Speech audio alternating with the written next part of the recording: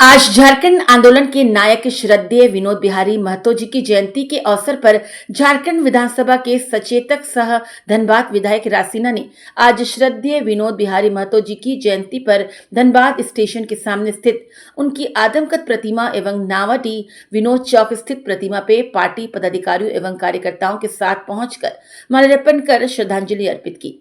इस अवसर पर विधायक रासीना ने विनोद बिहारी महतो जी के योगदान और उनके आदर्शों को याद किया। हेलो, मैं आज विनोद बाबू की जयंती के अवसर पर हम लोग आए उनके मूर्ति पे।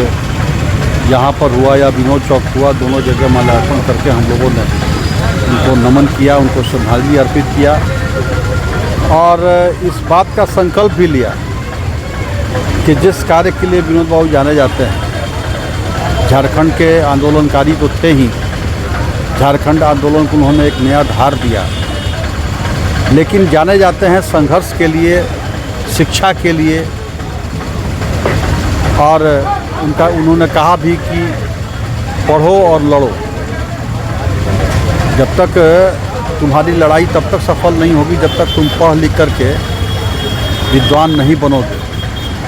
और इसलिए आज आवश्यकता है झारखंड के अंदर विनोद बाबू के विचारों को लागू करने की। विनोद बाबू ने जिस सपना देखा था जिस झारखंड के, वो झारखंड आज विनोद बाबू का झारखंड नहीं रहा। हालांकि निश्चित रूप से विनोद बाबू के साथ के रहने वाले लोग ही आज सत्ता में हैं, शासन में हैं और 6 वर्षों से लगभग शासन चला रहे हैं। लेकिन विनोद बाबू ने सपना देखा था भ्रष्टाचार मुक्त झारखंड का, विनोद बाबू ने सपना देखा था अपराध मुक्त झारखंड का, विनोद बाबू ने सपना देखा था पलायन मुक्त झारखंड का, विनोद बाबू ने सपना देखा था बेरोजगार मुक्त झारखंड का, विनोद बाबू ने सपना देखा था जिस झारखंड का, उस झारखंड में महिलाओं का सम्मान था, सब लोग मिलजुल करके, चाहे वो आदिवासी हो, चाहे मूलवासी हो, चाहे जो भी झारखंड में रहने वाले लोग हैं, सब लोग मिल करके झारखंड का विकास करें।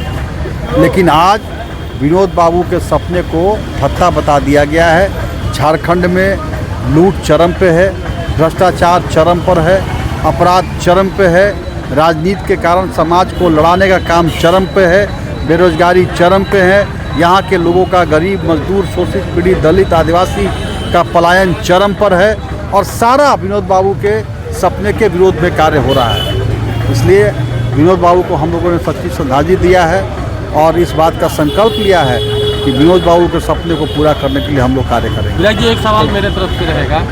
अभी सोशल मीडिया पर जो है विरोधी जो आपके पार्टी के लोग हैं इंटरव्यू दे रहे हैं और आप पर सवाल खड़ा कर रहे हैं कि धनबाद से हवाई अड्डा का सपना दिखाकर और अपना बस स्टैंड भी छीन लेने का काम कर रहे हैं और विधायक इसमें मौन है, तो क्या कहिएगा ऐसे? कौन हमारे पार्टी विरोधी? कौन है?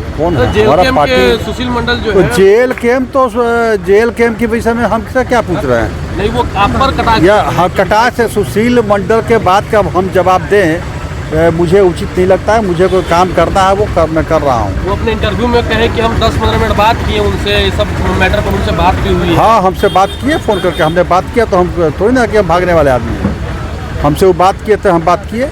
आप बताएं ना कि कौन सा ऐसा काम है जिसमें राज सिन्हा कहीं पीछे है, तीसरी बार लगातार ऐसे ही जीत गया बिना कामे किए। इसका मतलब यहाँ की जनता सब जो है बेवकूफ़ है क्या उनके नज़र में? तो अभी नया ये लोग अपना शुरू किए हैं। थोड़ा अभी बोलिए उनको, थोड़ा सीखे समझे मामला को, उसके बाद चर्चा करेंगे। आज से GST जो है दरें कम हो गई, कल ही से कम हुआ है। हाँ, तो इस पर आप नहीं, GST ये प्रधानमंत्री जी का बहुत बड़ा राहत दिया है यहाँ के लोगों को। और जिस प्रकार से ये दुर्गोत्सव या दीपोत्सव, उसी प्रकार से यह उपहार उत्सव है। यह प्रधानमंत्री जी ने भारत के लोगों को दुर्गा पूजा, दिवाली का उपहार दिया है। 90% वस्तु जो हैं उनके मूल्य कम हो गए हैं और बड़ी, आपने देखा सारे मीडिया ने कवर किया इस बात को कि आज कल से बिल्कुल बाज़ार में रौनक बढ़ गई है, खरीदारी बढ़ गई है। तो ये बहुत बड़ा तोहफा भारतवर्ष के लोगों के लिए अपने माननीय प्रधानमंत्री जी का। मैं तो कल घूमा कई एक दुकानों पर, प्रधानमंत्री जी को धन्यवाद दे रहे हैं। कितने लोगों ने कहा भगवान है हमारे लिए। आज चाहे आप घर बनाने जाइए, सीमेंट का दाम घट गया। आप सुबह उठते हैं, ब्रश करने से लेकर के टूथब्रश, पेस्ट, तेल, साबुन, खाद्य सामग्री जितना है सब पर जीएसटी कट गया और सारे चीज़ सस्ते हो गए।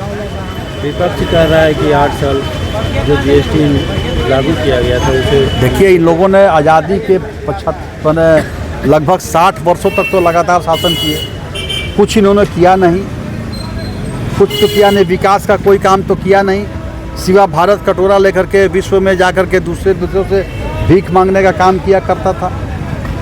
आज भारत की आर्थिक स्थिति विश्व में चौथे स्थान पे पहुंच गई। आज भारत जो है वह विश्व का बहुत बड़ा निर्यातक देश बनने जा रहा है। आज भारत ने लक्ष्य तय किया है कि हम जब 2047 में स्वतंत्रता के 100वीं वर्षगांठ मनाएंगे तो हम विकसित राष्ट्र के रूप में अपने आप को स्थापित करेंगे।